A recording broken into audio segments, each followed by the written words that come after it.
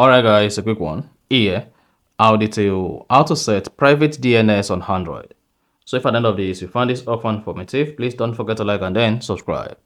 Now the first thing to do is go ahead and open the settings app on your Android phone.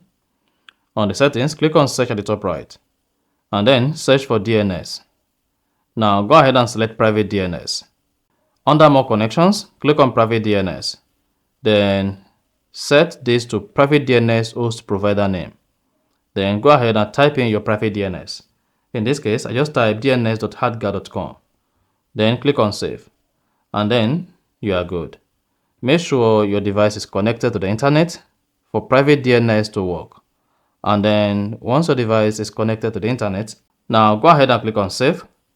And then your private DNS will be connected, and that is it. So if you want to turn it off again, repeat the same thing. Click on private DNS, use automatic or off, and click on save button. So that is exactly how to set private DNS on Android. If you found this offer informative, please don't forget to like and then subscribe.